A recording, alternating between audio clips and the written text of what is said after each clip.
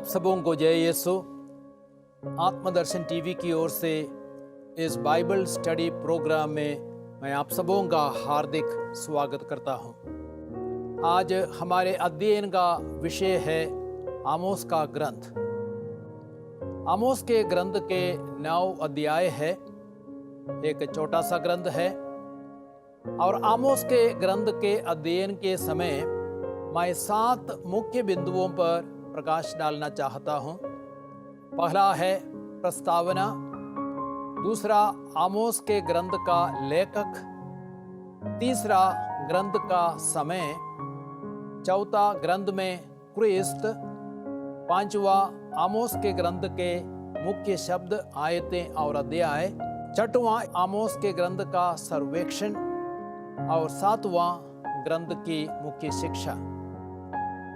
अब हम पहले बिंदु पर आते हैं, अर्थात प्रस्तावना।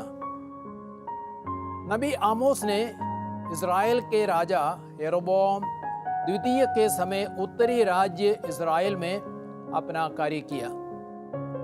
उस समय इज़राइल आर्थिक रूप से समृद्ध था, लेकिन आर्थिक समृद्धि ने लोगों में बौद्धिकवाद, अनैतिकता एवं अन्याय को बढ़ावा दिया। उदाहरण के लिए अध्याय 2 वाक्य संख्या 6 से 8, अध्याय 3 वाक्य संख्या 10, अध्याय 4 वाक्य संख्या 1, अध्याय 5 10 से 12, अध्याय 8 4 से 6 तक। आमोस ने देखा कि आर्थिक समृद्धि धनी लोगों तक सीमित थी और धनियों ने गरीबों के साथ अन्याय और अत्याचार किया। लोगों में लालच और अन्याय कूट कूट कर भरे थे। उनकी धार्मिकता ढोंग और दिखावे में बदल गई थी। धनी उस झूठी धार्मिकता में अपने को सुरक्षित मानते थे। अकाल, सूखा, महामारी, मृत्यु एवं विनाश के बावजूद भी लोग ईश्वर के पास नहीं लौट रहे थे। ऐसे माहौल में आमोस ने निर्भीकता के साथ अन्याय, अत्याचार एवं अन्य बुराइयों के विरुद्ध अपनी आवाज को बुलंद किया। नबी ने इज़राइलियों से पश्चाताप का आह्वान किया, क्योंकि ईश्वर के न्याय एवं दंड निकट थे। अब हम दूसरे बिंदु पर आते हैं, आमोस के ग्रंथ का लेखक। आमोस दक्षिणी राज्य यूदा का एक साधारण चरवाहा और गूलर के पेड़ चाटने वाला किसान था। आमोस के ग्रंथ अध्याय 7-14। वह झुंड चरा ही रहा था कि प्रभु ने उसे बुलाया और उससे कहा, जाओ मेरी प्रजा इज़राइल के लिए भविष्यवाणी करो। आमोस अध्याय 7 वाक्य संख्या 15। आमोस ने अनुशासन का जीवन जीते हुए बेतेल में भविष्यवाणी की। वह देहात के इलाके से था, लेकिन उसे धर्म ग्रंथ का अच्छा ज्ञान था। उसने बहु प्रचलित मूर्ति पूजा का, धनियों के ऐश आराम के जीवन का और दरिद्रों के शोषण का विरोध किया। यूदा प्रांत से होने के कारण लोगों ने उनको स्वीकार नहीं किया। नबी ने 722 ईसा पूर्व में असुर के राजा द्वारा आने वाले आक्रमण और गुलामी के बारे में भविष्यवाणी की। आमोस 7:11। लेकिन इज़राइल ने आमोस की भविष्यवाणी पर विश्वास नहीं किया और नबी का विरोध किया। अब हम तीसरे मुख्य बिंदु पर आते हैं, ग्रंथ का समय। आमोस ने यूदा के राजा उज्जिया के दिनों में और इज़राइल के राजा यरोबोआम द्वितीय, जिसने राज्य किया था 786 से लेकर 746 ईसा पूर्व तक, तो उनके शासन काल में लोगों को अपने उपदेश दिए। लोगों की आर्थिक समृद्धि से बौद्धिकवाद, अनैतिकता एवं अन्याय को बढ़ावा मिला। ऐसे समय में आमोस ने बेतेल में करीब 755 ईसा पूर्व में प्रचलित बुराइयों के विरुद्ध भविष्यवाणी की। उसने ओबद्याह, योएल और योना के बाद और होशिया, मीका और ईसाया के पहले नबी का कार्य किया। अब हम चौथे बिंदु पर आते हैं, आमोस के ग्रंथ में क्रिस्त। यदि आप आमोस अध्याय 2:6 पढ़ेंगे, वहां पे कहा गया है, प्रभु ईश्वर यह कहता है, इज़राइल के असंख्य अपराधों के कारण मैं उसे अवश्य ही दंडित करूंगा। वे चांदी के सिक्के से निर्दोष को बेचते हैं और जूतों के जोड़ी के दाम कंगाल को। यह भविष्यवाणी यीशु में पूरी हुई। यीशु भी चांदी के 30 सिक्कों के लिए बेचे गए। ईश्वर को सभी राष्ट्रों का न्याय करने का अधिकार है। अध्याय 1 वाक्य संख्या 3 से अध्याय 9-10 तक। यह भविष्यवाणी भी यीशु में पूरी हुई। क्रिस्त सभी राष्ट्रों का न्याय करेगा। मत्ती के सुसमाचार अध्याय 25 वाक्य संख्या 31 से 46 तक में हम देखते हैं, ईश्वर सभी लोगों का उद्धार करेगा। अध्याय 9 वाक्य संख्या 11 से 15, क्रिस्त सबों का उद्धार करने आया। मत्ती के सुसमाचार 18:11 में कहा गया है, जो खो गया था उसी को बचाने के लिए मानव पुत्र आया है। और योहन 3:17 में लिखा गया है, ईश्वर ने क्रिस्त को इसलिए भेजा कि संसार उसके द्वारा मुक्ति प्राप्त करे। अब हम 5वें बिंदु पर आते हैं, आमोस के ग्रंथ के मुख्य शब्द, आयतें और अध्याय। मुख्य शब्द है इज़राइल का न्याय। आमोस का मुख्य विषय इज़राइल का आने वाला न्याय है, क्योंकि ईश्वर पवित्र है और इज़राइल पापी है, जिनके साथ ईश्वर ने अपने विधान की स्थापना की थी। आमोस निरंतर बड़ी निर्भीकता से इज़राइल में आने वाले संकट और उसके कारण और अंजाम को स्पष्ट रूप से देखता है। ईश्वर दयालु एवं सहनशील है, लेकिन वह सही समय पर न्याय करेगा और पापों को दंडित किए बिना नहीं छोड़ेगा। इज़राइल के पाप जैसे मूर्ति पूजा, अनैतिकता, अन्याय, धोखाधड़ी, दरिद्रों का शोषण, बौद्धिकवाद, धनियों के ऐश आराम के जीवन और अधर्म आसमान तक ऊंचे हो गए थे। लोगों ने बार बार ईश्वर के साथ विधान का उल्लंघन किया था। फिर भी यदि वे ईश्वर के पास लौटेंगे तो ईश्वर उन्हें उद्धार का संदेश भी देता है। आमोस का ग्रंथ अध्याय 9:11 से 15। अब हम देखते हैं मुख्य आयतें कौन कौन सी है। आमोस अध्याय 3 वाक्य संख्या 1 से 2, जहां पे लिखा गया है, इज़राइलियों सुनो, प्रभु तुमसे उस समस्त प्रजा से जिसे वह मिस्र से निकाल लाया है यह कहता है, मैं पृथ्वी के सब राष्ट्रों में से तुम लोगों को ही चुना है, इसलिए मैं तुम्हारे अपराधों के कारण तुम्हें दंडित करूंगा।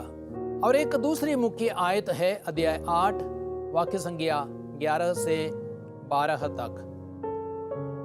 वहां भी लिखा गया है, यह प्रभु की वाणी है, वे दिन आ रहे हैं जब मैं इस देश में भूख भेजूंगा, रोटी की भूख और पानी की प्यास नहीं, बल्कि प्रभु की वाणी सुनने की भूख और प्यास। तब वे प्रभु की वाणी की खोज में एक समुद्र से दूसरे समुद्र तक दौड़ते फिरेंगे और उत्तर से पूर्व तक भटकते रहेंगे, किंतु वे उसे कहीं भी नहीं पाएंगे। अब हम देखते हैं मुख्य अध्याय कौन सा है। मुख्य अध्याय है अध्याय 9। कठोर न्याय और दंड के बीच आमोस इज़राइल के पुनरुद्धार की महान भविष्यवाणी भी करता है। इज़राइल के पुनरुद्धार एवं सुंदर भविष्य मसीह के आगमन से उसकी चरम सीमा तक पहुंचने की स्पष्ट भविष्यवाणी की गई है। अध्याय 9:11 से 15। अब हम 6वें बिंदु पर आते हैं, आमोस के ग्रंथ का सर्वेक्षण। आमोस ने इज़राइल के आने वाले विनाश के बारे में भविष्यवाणी की थी, लेकिन लोगों ने उस पर विश्वास नहीं किया। नबी ने लोगों को स्पष्ट संदेश दिया, इज़राइल तुम अपने ईश्वर के सामने आने के लिए अर्थात ईश्वर से मिलने के लिए तैयार हो जाओ। अध्याय 4:12।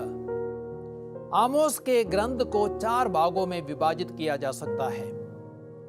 पहला भाग है 8 भविष्यवाणियां, अध्याय 1 वाक्य संख्या 1 से लेकर अध्याय 2 16 तक। अध्याय 1 और 2 में 8 देशों दमिश्क, गाजा, तीरूस, एदोम, अम्मोन, मोवाब, यूदा और इस्राएल के विरुद्ध भविष्यवाणी की गई है कि उसके असंख्य अपराधों के कारण दंड का निर्णय अटल है। अध्याय 1 वाक्य संख्या 3, 6, 9, 11, 13, अध्याय 2 वाक्य संख्या 1, 4 और 6 में इन बातों को पढ़ सकते हैं। 7 बार प्रभु कहता है मैं आग लगा दूंगा। अध्याय 1 वाक्य संख्या 4, 7, 10, 12, 14, अध्याय 2 वाक्य संख्या 2 और 5। आग न्याय का प्रतीक है। और दूसरा भाग है 3 उपदेश, अध्याय 3 वाक्य संख्या 1 से लेकर अध्याय 6, 14 तक। इन अध्यायों में आमोस 3 उपदेश देता है। पहला उपदेश इज़राइल के अपराधों के कारण दंड की घोषणा है, अध्याय 3। दूसरा उपदेश लोगों के अपराधों को प्रकट करता है और दिखाता है कि किस प्रकार ईश्वर ने उन्हें दंडित किया है ताकि वे प्रभु के पास लौटे, अध्याय 4। फिर भी उन्होंने पश्चाताप नहीं किया, इसलिए 5 बार प्रभु ने कहा फिर भी तुम मेरे पास नहीं लौटे, अध्याय 4 वाक्य संख्या 6, 8, 9, 10 और 11। तीसरा उपदेश इज़राइल के घराने के पापों को प्रस्तुत करता है और लोगों से पश्चाताप करने का आह्वान करता है। लेकिन लोग ईमानदारी, न्याय और दया का तिरस्कार करते हैं। प्रभु के पास न लौटने के कारण वे निर्वासन में भेजे जाएंगे और उनके भोग विलास का अंत हो जाएगा। अब तीसरे भाग को हम देखते हैं 5 दिव्य दृश्य, अध्याय 7 वाक्य संख्या 1 से लेकर अध्याय 9, 10 तक। 3 उपदेशों के बाद 5 प्रतीकात्मक दिव्य दृश्य दिखाई देते हैं जो उत्तरी इज़राइल पर आने वाले दंड की घोषणा करते हैं। प्रथम 2 दंड है टिड्डियों का दल और आग। लेकिन आमोस ने मध्यस्थ प्रार्थना की, उसके कारण ये 2 दंड नहीं घटते हैं। तीसरा दृश्य था हाथ में साहुल लिए एक आदमी। प्रभु ने कहा मैं अपनी प्रजा इज़राइल पर साहुल लगाता हूं, अब मैं उनके अपराधों का दंड दिए बिना नहीं छोड़ूंगा। चौथा दृश्य था पक्के फलों की टोकरी। इज़राइल पक्के सड़े फलों की तरह है और उनका दंड निश्चित है। अब चौथा भाग है 5 प्रतिज्ञाएं, अध्याय 9 वाक्य संख्या 11 से 15 तक। आमोस अपने ग्रंथ को 5 सांत्वना के संदेश से अंत करता है। वह आश्वासन देता है कि दाऊद का टूटा फूटा घर फिर खड़ा होगा, इज़राइल के निर्वासित वापस आएंगे, उजाड़ नगरों का पुनर्निर्माण होगा, लोग उनमें निवास करेंगे और उन्हें पुनः भूमि दी जाएगी। अब हम अंतिम बिंदु 7वें बिंदु पर आते हैं, अर्थात ग्रंथ की मुख्य शिक्षा। ग्रंथ हमें क्या सिखाता है? ग्रंथ की मुख्य शिक्षा को 6 बिंदुओं में प्रस्तुत कर सकते हैं। और पहला बिंदु है ईश्वर सभी राष्ट्रों को उनके अपराधों के लिए दंड देता है, अध्याय 1 वाक्य संख्या 1 से लेकर अध्याय 3, 14 तक। ईश्वर इज़राइल और सभी जातियों का ख्याल रखता है क्योंकि सभी राज्य प्रभु ईश्वर के अधीन है। जब वे पाप और अधर्म करते हैं, वह सभी राष्ट्रों को दमिश्क, गाजा, तीरूस, एदोम, अम्मोन, मोवाब, यूदा एवं इज़राइल को दंड देगा। दूसरी मुख्य शिक्षा है जहां अन्याय एवं अत्याचार है, वहां ईश्वर बलिदान और दशमांश से प्रसन्न नहीं होता, अध्याय 4 1 से अध्याय 5, 21 से 24 तक। इस्राएल के धनी लोग गरीबों को सताते थे एवं कीनों को दबाते थे, इसलिए प्रभु उनके द्वारा बेतेल और गिलगाल पर चढ़ाए गए बलिदान एवं दशमांश से अप्रसन्न थे। प्रभु कहते हैं, मैं तुम्हारे पर्वों से बैर और घृणा करता हूँ, तुम्हारे धार्मिक समारोह मुझे नहीं सुहाते। मैं तुम्हारे होम और नैवेद्य स्वीकार नहीं करता और तुम्हारे द्वारा चढ़ाए हुए मोटे पशुओं के शांति बलिदानों की ओर नहीं देखता। अपने गीतों के कोलाहल मुझसे दूर करो, मैं तुम्हारी सारंगियों की आवाज सुनना नहीं चाहता। न्याय नदी की तरह बहता रहे और धार्मिकता कभी न सूखने वाली धारा की तरह। अध्याय 5 वाक्य संज्ञा 21 से 24 तक। तीसरी मुख्य शिक्षा है, ईश्वर दंड देता है ताकि लोग ईश्वर के पास लौटे। अध्याय 4 वाक्य संज्ञा 6 से 11। ईश्वर ने इस्राएलियों पर तरह तरह के दंड, अकाल, सूखा, पाले, टिड्डियों, महामारी और आग को भेजा ताकि वे अपने पापों के लिए पश्चाताप करें और ईश्वर के पास लौटे। लेकिन दुख की बात है कि इस्राएल ईश्वर के पास नहीं लौटे। चौथी मुख्य शिक्षा है, बुराई से बैर करो, भलाई से प्रेम रखो। प्रभु कहते हैं, बुराई की नहीं बल्कि भलाई की खोज में लगे रहो, इस प्रकार तुम्हें जीवन प्राप्त होगा और विश्वमंडल का प्रभु ईश्वर तुम्हारे साथ होगा। बुराई से बैर करो, भलाई से प्रेम रखो और अदालत में न्याय बनाए रखो। अध्याय 5 वाक्य संज्ञा 14 से 15।